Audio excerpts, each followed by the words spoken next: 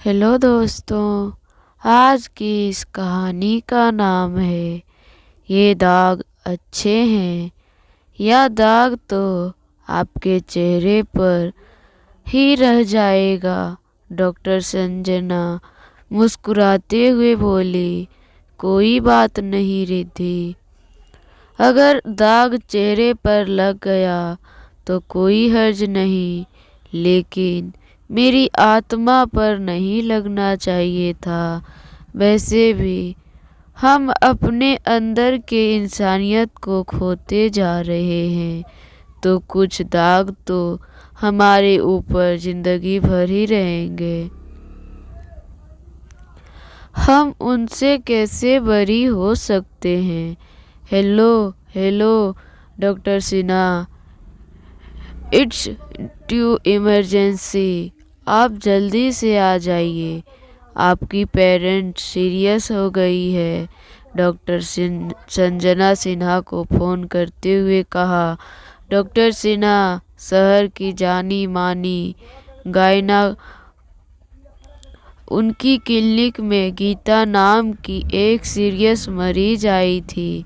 Gita pregnant थी, लेकिन उससे बहुत ही ज़्यादा कॉम्प्लिकेशन था। बच्चे और माँ दोनों की ज़िंदगी को खतरा था। उससे हर खतरे से बचाती आ रही थी। उसके प्रसव का समय नज़दीक आ रहा था। एक दिन संजना को ड्यूटी में किसी सरकारी अस्पताल में जाना पड़ा। वह अपने असिस्टेंट डॉक्टर रिद्धि को कहकर चली गई थी। सुबह तक तो सब ठीक थे। अचानक क्या हो गया? संजना हड़बड़ाते हुए फ़ोन पर बात करते हुए बाहर निकल गई।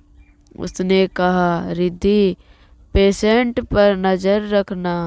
मेरी मेहनत बेकार नहीं होनी चाहिए। मैं बस पहुंच ही रही हूँ। वह जल्दी से गाड़ी की ड्राइविंग सीट पर बैठ गई। बदकिस्मत से आज उसका ड्राइवर भी नहीं था। उसे खुद ही ड्राइव करके शांति निकेतन अपने क्लिनिक जाना था। संजना गाड़ी चलाने लगी।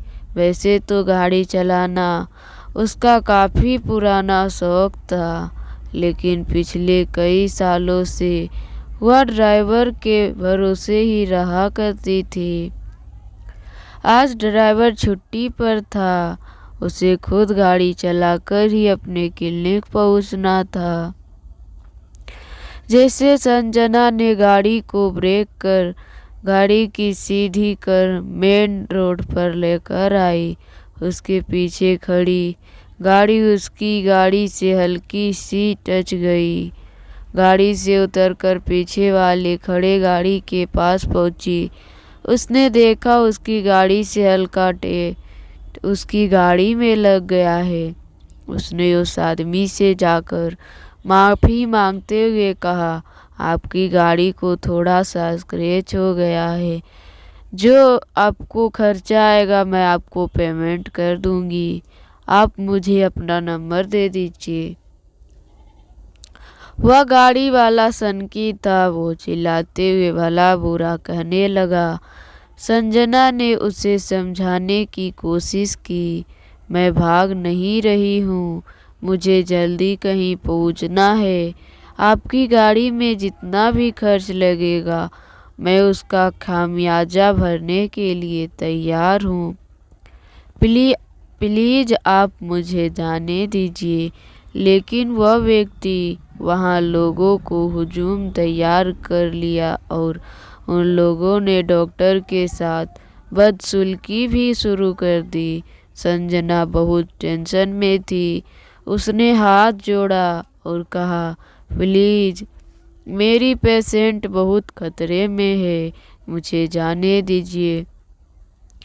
मैं आपके सारे नुकसान की भरपाई कर दूंगी।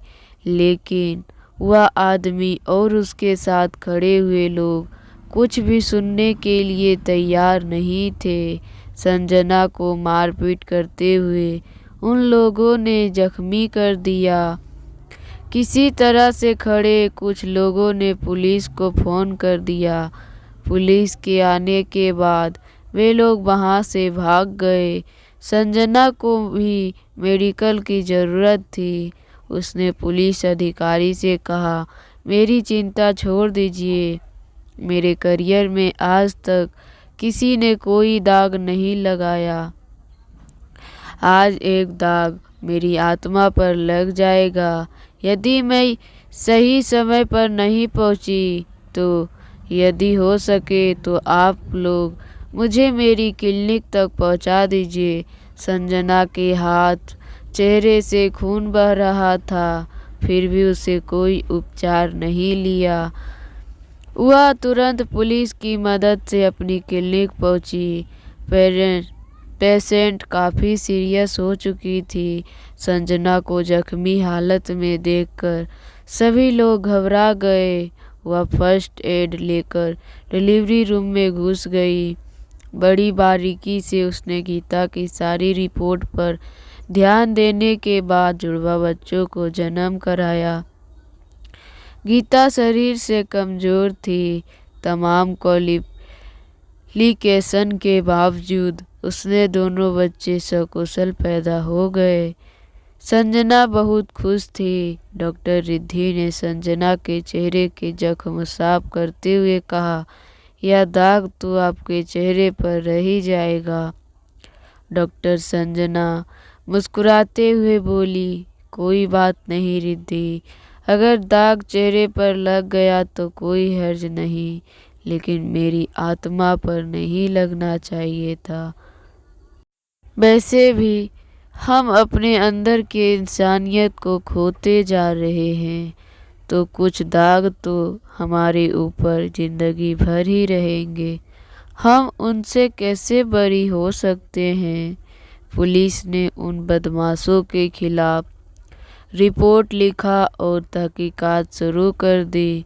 उन्होंने संजना को आश्वासन दिया, हम जल्द ही अपराधियों को पकड़कर सजा दिलाएंगे। संजना उन्हें धन्यवाद देकर अपने काम पर लग गई। धन्यवाद दोस्तों। अगर मेरी कहानी पसंद आए तो मेरे चैनल को सब्सक्राइब कीजिए और मेरे वीडियो को ज़्यादा से ज़्यादा शेयर कीजिए। धन्यवाद।